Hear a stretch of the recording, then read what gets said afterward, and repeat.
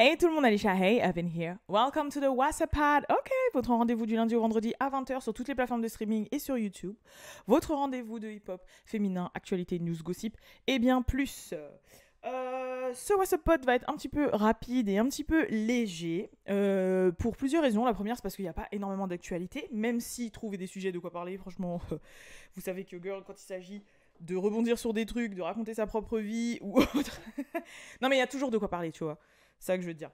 Mais c'est plus qu'en fait, j'ai un rendez-vous important très bientôt, là, dans moins d'une heure, donc, et je reviens de la salle. Je pense que vous pouvez le voir. Donc ça fait qu'après, il faut que j'aille me doucher, me préparer, etc. Donc c'est plutôt ça la raison. Mais de toute façon, il y a un gros sujet dont je voulais parler avec vous aujourd'hui. C'est un sujet qui fait énormément parler, là, carrément tendance Twitter, tout. Hein. C'est la fameuse sex scene de Chloé Bailey dans la nouvelle série Swarm, qui est réalisée par Childish Gambino, a.k.a. Donald Glover. La sex scene qu'elle a avec Damson Idris. Donc Damson Idris, qui est le nouveau chouchou de Laurie Harvey, enfin chérie, mais qui, bien évidemment, s'est fait beaucoup connaître dans la série Snowfall. Voilà. Donc le truc est entêté, tout le monde n'arrête pas d'en parler, c'est partout sur Twitter, ta. Et la raison, c'est parce que déjà la sex scene, elle apparaît premier épisode dans les 5 premières minutes et qu'elle est très réelle. Voilà, elle est très réelle, très réelle. Jusqu'à moi, quand je l'ai dit, j'ai dit oh ok. Je croyais que Chloé Bailey venait d'une famille très pieuse et tout, je comprenais pas trop. Bon après oui, être une personnalité très sexualisée dans son artistery, c'est une chose. Mais là, je me suis dit, je pensais pas que ça allait arriver vite, tu vois, comme ça. Et puis aussi, dans le sens où tu te dis que, ouais, quand tu vois la scène, tu te dis, ouais, elle doit être comme ça dans la vraie vie. Après, c'est moi ce que je me dis, tu vois, genre... Mais bon, et après je peux comprendre, oui, bon voilà, tous les gens qui sont attirés par la jante féminine, parce que forcément maintenant c'est pas qu'une question de genre, sont en ébullition, c'est partout sur Twitter, etc. Bon, franchement, il y a un truc aussi qui m'a perturbé, c'est que je pensais que Damson Idris il avait un meilleur body en fait. Genre, je vous cache pas, je sais pas, quand je l'ai vu, je me suis dit, bah attends, mais sa tête ne va pas avec son corps. Je sais pas, oh, déjà, c'est trop bizarre, vrai, je pensais pas. Tu vois, genre je me suis dit peut-être qu'il avait un petit corps un peu plus tracé, un petit peu plus... Mais non, enfin... Après, non pas que ici on est grave sur le physique ou quoi que ce soit, hein, rien à voir. C'est juste que, bah, en fait, des fois, tu fais une idée de quelqu'un, et puis après, quand tu vois, tu dis, ah non, en fait, tout compte fait, ce n'est pas vraiment ça. Mais après, de toute façon, le charisme est là, le talent est là, le visage est là, donc on va pas se... Enfin, voilà, quoi. De toute façon, le body, surtout chez les hommes, voilà, un mois ou deux à la salle, c'est bon, c'est fini, quoi. Donc, résultat, c'est un des trucs qui m'avait frappé, mais sinon, c'est vrai que ça m'avait un petit peu perturbé. De toute façon, Chloé a fait une interview après pour expliquer un petit peu cette sex scene. I remember when I first read the script, I was like, oh, this is insane, this is incredible, and I cried, and then I realized, you got to do that sex scene, girl. And as open and liberal as I am with my body, I was very scared because I haven't had that many partners. I'm not like that sexual and open. So I was like, whoo. I was like, okay. So Damson made it really comfortable. You know, there were limited people on set. It was a closed set. We were laughing in between. We literally had a bouncy ball in between us. And, you know, we were making a joke out of it. So it took all of the nervousness away from that. So I have to give a lot of kudos to him as a man for making me as a woman feel comfortable literally being raw and naked. So... Mais en gros, elle explique que, ouais... c'était un set très privé, très fermé, que Damson a réussi à beaucoup la mettre à l'aise, qu'ils étaient vraiment complètement nus et raw, comme elle dit, juste qu'ils avaient une espèce de balle rebondissante entre eux, pour pas que leur partie intime se touche vraiment, mais que sinon, ouais, ils étaient vraiment dans la tenue d'Adam et Ève, quoi. Mais après, bon, bah, ça fait partie du jeu, hein, ça fait partie de l'acting, ça fait partie de... Chaque acteur et est libre de mettre un peu ses limites. Par exemple, je sais que Denzel, par respect pour sa femme, il ne veut pas avoir de scène de sexe ni embrasser une femme à l'écran depuis un certain moment.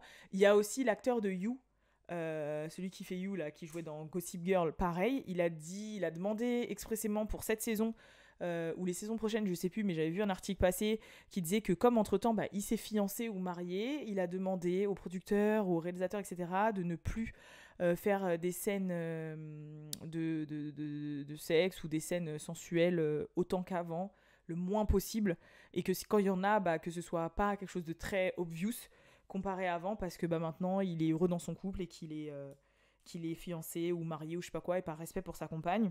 Comme il y en a, en fait, qui s'en foutent complètement, qu'ils soient mariés ou pas, et qui savent que ça fait partie du métier, ou ça fait aussi partie de leur image, ou de qui ils sont, et que du coup, voilà, ils sont droits dans leurs chaussures. Donc, en fait, c'est vrai que c'est complètement différent. Il y en a, ils l'ont fait au début, après ils ont arrêté, il y en a qui n'ont jamais vraiment accepté, il y en a qui... Donc ça, après, c'est un débat, c'est un point de vue... jusque où vous irez ici, mais sinon en dehors de ça voilà quoi, c'est moi franchement elle a fait le clip Treat Me Like I Treat Me, elle a fait Mercy, Booty So Big et tout, elle a toujours été très over-sexualisée. D'ailleurs, ce qui m'a un peu surpris, mais en même temps pas vraiment, c'est que dans son interview, là, celle que je vous ai traduite, elle a dit ouais que elle avait pas eu beaucoup de partenaires dans sa vie, et je la crois en fait, dans le sens déjà, il n'y a pas besoin d'avoir beaucoup de partenaires pour être performant, si vous voyez ce que je veux dire, pour bien se débrouiller, mais c'est plus dans le sens où au final, vu que c'est une enfant star, enfin c'est une enfant célébrité, bah très tôt, ils sont beaucoup dans le charbon, ils sont beaucoup dans les entraînements, beaucoup dans les prestats, beaucoup etc. Donc c'est pas comme s'ils avaient une vie de gens lambda et qu'ils avaient que ça à faire d'aller voir des gens, checker des gens, gérer des gens, se faire gérer et tout quoi. Donc en fait, je le conçois parfaitement. Donc voilà. Mais en tout cas, pour vous parler de la série, parce que j'avoue, là, je vous ai parlé de Chloé, mais je vous ai pas parlé de la série. Donc la série s'appelle Swarm, et en fait, c'est un horreur thriller hip-hop. Voilà.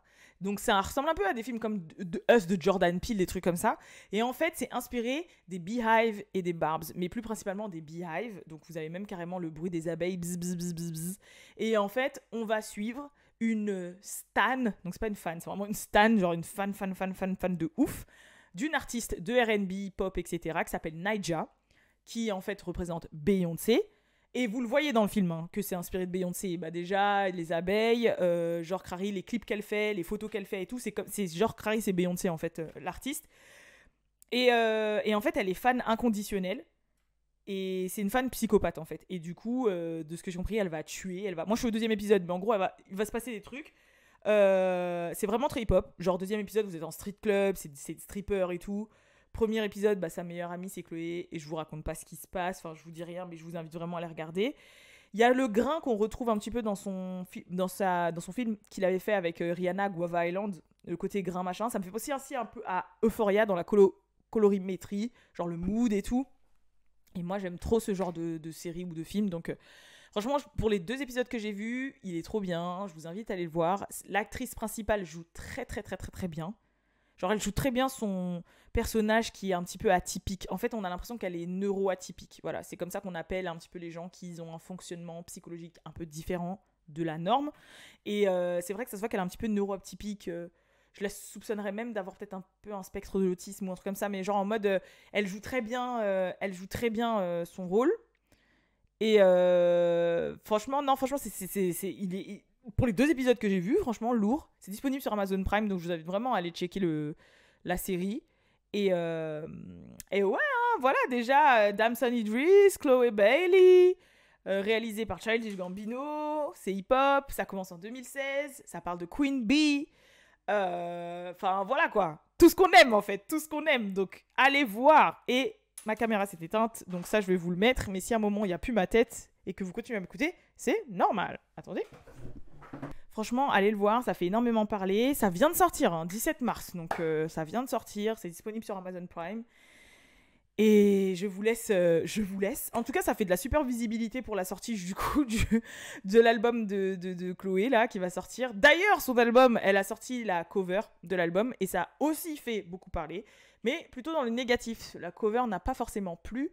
Elle est postée sur aussi l'Instagram de What's Up Girl et elle a fait un message. Donc en gros, le message, c'est une poupée de porcelaine qu'elle a vue il y a 3 ans. Les cheveux rouges, ça lui rappelle la plus sombre période de sa vie. Enfin bref, elle a fait un test explicatif, mais la cover n'a pas forcément plu. Moi, si je devais donner mon avis personnel, je suis du même avis que les gens, j'avoue, je veux le dire. La cover en soi, elle est belle. Les couleurs sont belles. Je comprends le concept. Je vois qu'elle est réfléchie. Je valide. Mais c'est vrai qu'en soi, ça ne me renvoie pas cover d'album. Vous voyez ce que je veux dire ? Ça me renvoie pas cover d'album. Et ça ne me renvoie pas plus ou moins la personnalité que Chloé, enfin ce qu'elle nous a mis en avant jusqu'à présent. Vous voyez ce que je veux dire ou pas ? Donc j'attends de voir l'album, j'attends de voir à quoi... Je sais pas à quoi m'attendre, j'attends de voir ce que ça va donner, j'attends de voir. Mais c'est vrai que là, de la cover, je ne suis pas fan et j'ai du mal à savoir un petit peu à quoi m'attendre. Parce que techniquement, une cover, c'est un petit peu censé vous guider dans le mood du projet, tu vois. Ça peut un peu vous guider dans le mood. Tu peux ressentir un mood à travers une cover. Et là, j'avoue que j'arrive pas trop à capter, en fait. Je me dis rien. Non, c'est vrai, je me dis rien. Je me dis, ouais. Ouais, voilà. Ou c'est que c'est quelqu'un de très artistique, quoi. Oui, on voit que c'est quelqu'un de très artistique, mais j'arrive pas à me dire plus. Vous voyez ce que je veux dire? Donc, à voir, on verra bien. Mais sinon, c'est tout hein, pour ce sujet de ce What's Up Pod en soi. Après, il y a eu des petites news comme quoi Tamar Braxton a fêté ses 46 ans, qu'elle s'est fiancée avec son chéri.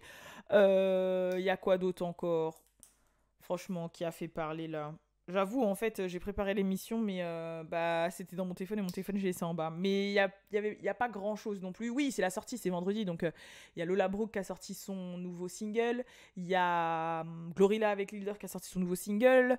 Il y a... je sais plus quoi. Je sais qu'il y a aussi Lil Durk qui aurait une nouvelle baby mama, donc qui aurait fait l'enfant à une autre jeune femme. J'ai vu quoi passer d'autre encore. Enfin voilà, plein de petits trucs comme ça, mais rien de bien méchant. Voilà, rien de bien méchant. C'est vraiment le gros topic là d'aujourd'hui. C'est vraiment la sex scene de Chloé Bailey dans Swarm. Swarm, que je vous invite vraiment à aller regarder pour le coup. Voilà.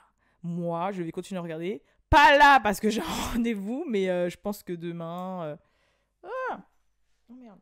Je pense que demain, ou je sais, ou peut-être ce soir si je rentre pas tard, je vais regarder ça sale, direct. Enfin bref, voilà. En tout cas, je vous fais de gros bisous et je vous dis à la prochaine pour le prochain WhatsApp Pod. Et je voulais aussi vous remercier parce que j'ai vu passer pas mal de commentaires dans le WhatsApp Pod d'hier ou d'avant-hier.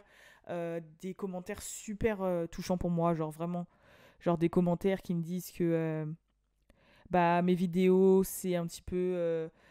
ça participe un peu au soleil de vos journées, que c'est rentré dans votre routine. Il y en a qui m'ont dit que voilà, quand j'ai mes moments où j'ai des moments où je parle un petit peu de mon expérience personnelle, ou de la motivation, ou de mon point de vue, ou que je donne des conseils un peu de développement personnel, que ça leur plaît, que ça leur parle, que ça les touche. Enfin, j'ai reçu énormément de messages et franchement, ça me fait grave plaisir, donc merci beaucoup. Parce qu'au moins, je vois que vous captez que je suis humaine en fait, et que je suis comme vous. Voilà. Et que personne n'est parfait et que j'ai parcouru pas mal de chemin depuis ces 3 dernières années, depuis que je suis dans l'entrepreneuriat. J'étais en train de calculer. et il m'en reste encore à parcourir et je continue de parcourir. Et en fait, je suis unapologetically moi-même en fait. Unapologically. Vous avez capté. C'était quoi l'album de Rihanna déjà? Unapologetic. Unapologetically moi-même. Voilà. Et j'aurais jamais pensé que... J'ai toujours pensé que tes expériences personnelles ou un peu ce que tu vis ou ce que tu penses, ça peut guider certaines personnes ou ça peut... les gens, des fois, ont besoin d'entendre parce qu'il y a des gens qui sont passés par des choses similaires ou parce que les gens qui ont des points de vue différents et tout. Mais je pensais vraiment pas que ça pouvait aller jusque-là. Donc, même si c'est qu'une personne, même si au final je touche qu'une personne par mois, par semaine, par jour, je m'en fous, c'est déjà ça et ça fait trop plaisir parce que je reviens de loin, les gens. De loin.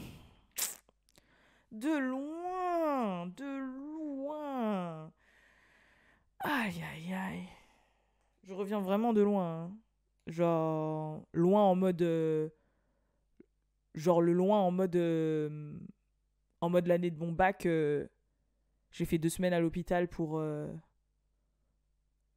TS, quoi. Enfin, l'hôpital, c'était pas pour TS. Mais... ouais, enfin bref, vous avez compris le thème. T'as capté? Genre, je reviens de loin. J'étais le genre de meuf qui mettait genre... j'étais un peu une Christian rock, quoi.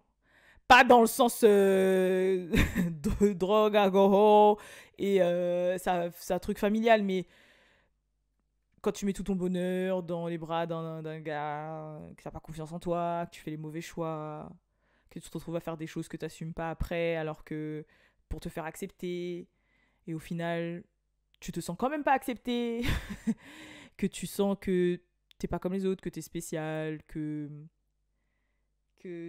t'as l'impression quand même d'être seul même si t'es entouré, que tu sens qu'on n'arrête pas de dire que t'as le potentiel de, mais qu'au final toi t'as l'impression que t'as à chier parce que la plupart des gens dans ton entourage, hormis ta propre famille, même voir les membres de ta propre famille peuvent te dire que tu es à te font comprendre que tu es à chier, à part tes parents, mais ça compte pas parce que c'est tes parents. Tu vois, c'est un peu comme quand tes parents disent mais t'es magnifique, ouais, t'es ma mère, tu vas pas me dire que je suis moche, hein, genre tu vois. Tu vois ou pas genre franchement j'étais ce genre là de jeune femme là, je reviens de très loin et de me dire que là j'en suis là où j'en suis et que ce que j'ai vécu en fait c'est pour pouvoir communiquer certaines choses à certaines personnes et sachant que je ne suis qu'à genre 5% de ce que je peux communiquer hein, parce que en soi je me sers de certains faits de certains trucs qui arrivent dans l'actualité pour pouvoir rebondir et pour pouvoir donner mon avis ou voilà enfin vous m'avez compris mais je suis pas encore ouverte à 100% sur tout sur certaines choses où voilà quoi mais ça fait plaisir en fait ça fait plaisir mais ne serait-ce qu'en 3 ans hein. Par exemple là hier j'ai rigolé parce qu'il y a quelqu'un qui a dit ouais je sais plus c'était hier ou avant-hier genre il m'a fait rire bah là ce sera pas mieux hein. Je sors du sport donc ma gueule voilà mais avec quelqu'un qui a dit oh mais fais un effort quand même là Alicia fais un effort genre j'avoue. Après, je me suis regardée, j'ai dit, j'avoue, la raison, quand même, faut que je fasse un effort. Genre, en fait, mes podcasts, frérot, j'ai un bonnet en satin. Avant, je me cassais quand même la tête à faire des baby hairs. Maintenant, il n'y a plus. Il n'y a plus de cils, il n'y a plus de baby hair, il n'y a plus d'ongles, il n'y a plus de make-up, il n'y a plus rien. Il y a juste une douche, un changement de t-shirt, il y a tout. Et même là, il n'y a pas la douche. Je sors du sport, il n'y a plus la douche. Quelqu'un dit, fais un effort. et j'ai rigolé. Parce que je me suis dit, jamais de ma vie, je vous jure, vous pouvez demander à Balou, mais dommage, il est en bas là, il est pas là. Genre, faut que je parte là. Mais à l'époque, par exemple, du French Plug Show, je ne pouvais pas tourner si je n'étais pas maquillée. Je ne pouvais pas, si jamais l'éclairage était moche, si jamais ça me donnait un teint dégueulasse, si je me trouvais moche, si jamais... Je reviens de là. C'était compliqué. C'était dur. Balou, il est pas là, mais je lui faisais des crises. En mode, regarde, quand je suis assis sur le tabouret, on voit mon bourrelet de ventre, alors que tout le monde a un bourrelet quand il est plié comme ça. Et que à cette époque-là, j'avais vraiment le banging body. Hein. Je me trouvais des défauts de ouf. Regarde, là, l'éclairage, la lumière, elle est sur moi, je suis grave blanche, on dirait Michael Jackson. Je regardais les commentaires, il y avait quelqu'un qui disait « Ah ouais, Alissa, pourquoi son teint, il a changé ?» Un seul sur 500, c'était mort. Mais des trucs, mais je reviens vraiment de... Et encore, je crois qu'il y a des trucs que j'oublie, hein, mais je reviens vraiment de loin, hein, les gens. Vraiment. Vraiment. Genre, je me rappelle un jour, mes parents, ils ont voulu m'envoyer acheter du pain. Et j'ai pleuré parce que mes sous de bras, ils étaient pas épilés. Et je me suis dit, ouais, vas-y, si je croise quelqu'un et tout, et qu'il voit que mes sous de bras, ils sont pas épilés, alors que frérot, ma boulangère, elle est là-bas, et tu crois on est épilé toute notre vie ou quoi? Et je vous jure, je reviens de gros traumas que la société, que les gens que j'ai fréquentés et autres m'ont donné, mais c'est moi qui c'est moi qui porte la responsabilité et c'est moi qui ai fait le choix qui me les donne. Je sais pas si vous voyez ce que je veux dire. Parce que si au final je m'en battrais les couilles, ils m'auraient rien donné, mais c'est moi qui ai allowed, qui ai permis qu'on me donne ces complexes ou qui ai permis qu'on me donne ces réflexions un peu légères. Mais après ça va avec la maturité, ça va avec l'expérience, ça va avec la transmission, ça va avec l'éducation, ça va avec ce que tu apprends, etc. Et c'est vrai que la meilleure chose qui ait pu m'arriver en soi, hein, vraiment, c'est l'entrepreneuriat. C'est Balou, faut le dire. Parce que, ok, Balou, c'est mon compagnon, mais avant d'être de base mon compagnon, c'était quand même un mentor, tu vois ce que je veux dire. Mais il m'a énormément aidé pour me remettre un peu les yeux en face des trous en disant, mais pourquoi tu fais ça, si ça mais attends, mais là je te côtoie, c'est ça le vrai toi, c'est pas ça, alors pourquoi tu montres ça aux gens? Genre j'ai l'impression que t'es split en fait, genre tu fais la meuf machin, mais quand je te vois dans l'intimité t'es comme ça, mais t'es marrante en fait, mais t'es cultivée, mais pourquoi tu fais la meuf sans cervelle qui monte ses fesses alors que t'as d'autres choses à offrir? Tu sais que tu peux continuer à montrer tes fesses et montrer que t'es cultivée quoi. Enfin tu vois, il y avait plein de trucs, enfin je reviens vraiment de très loin les gens. Ouais. Donc tout ça pour dire que vos messages me font très très très plaisir. Et Et je sais que c'est que le début. Mais je vous ai dit, rappelez-vous, je vous avais dit, quand on a passé là en 2023, je vous ai dit, cette année, je sens qu'il y a un truc. I can feel it. I can feel. Je le sens. I'm ready. I'm ready, guys. I'm ready. Bref, en tout cas, je vous fais de gros bisous. Et je vous donne rendez-vous lundi pour le prochain WhatsApp Pod. Peace.